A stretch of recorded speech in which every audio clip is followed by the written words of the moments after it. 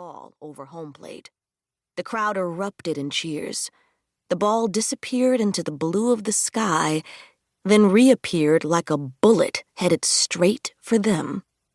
Everyone around Effa stood. If Bertha had had any thoughts about Effa's revelation, they were gone now. Effa jumped to her feet, too. The red stitches on the ball's seams became more pronounced with each passing second. Effa reached out, her marital problems and her mother's indifference about them forgotten. While she was aware of the pain that exploded in the palm of her hand, what had her entranced was the awe that she felt as she snatched the ball out of the air. "You just caught a home run!" the man next to her screamed as he patted her back. "You're a mighty lucky girl.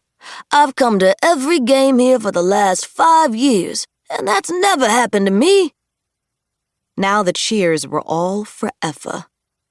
All the spectators in their section were directing their smiles at her. Her mother squashed her in an embrace. "My daughter caught the ball. My child." Bertha's words were bursting with pride.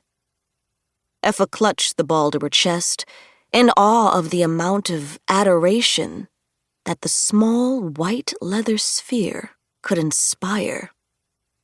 This was the moment that Effa Bush fell in love with baseball. Chapter 1. Garment District, New York City, summer 1932. "Try this one instead." Effa Bush removed the dated straw cloche from Mrs. Everson's head and replaced it with a more daring, deep purple fedora. Effa fiddled with it until she achieved the desired effect. "See? Isn't that better?" Mrs. Everson admired her reflection, which revealed the high angle of the fedora's brim as it swooped over one eye. A netted veil cascaded over the edge to add to the hat's mystique. Effa had to admit that it was one of her more dramatic designs. Effa Bush discreetly checked the clock just beyond her customer's shoulder as Mrs. Everson studied herself in the countertop mirror, turning her head to and fro. 10 minutes until the store closed. Good. Still plenty of time to make it to her evening rendezvous. "Effa, my girl, you are a genius. I would have never picked out anything like this for myself." Normally, such praise for her work would have Effa beaming from ear to ear. She had been employed at Fleischer's millinery shop for almost a decade. Half those years had been spent on the sales floor while she learned the art of hat-making. It had been only recently that Mr. Fleischer thought her creations good enough to display in the front window of the store. But today was different.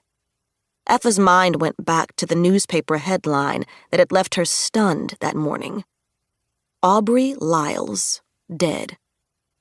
"It's amazing how much one step outside your comfort zone changes everything," Mrs. Everson chattered on, oblivious to the shopgirl's distraction. Effa nodded absently. "You're right, as always." Mrs. Everson removed the hat from her head and thrust it back in Effa's hands. "I'll take it." Effa retrieved a hat box from behind the counter while Missy, the newest shop apprentice, rang up the sale. Mrs. Everson was one of the sweeter customers who frequented the shop.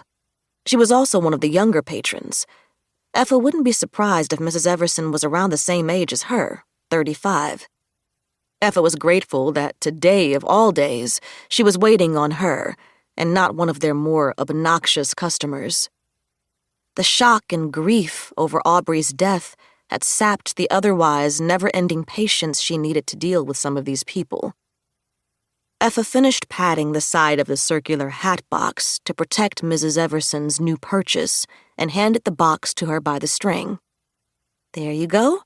Please come back with pictures when you go out and wear it."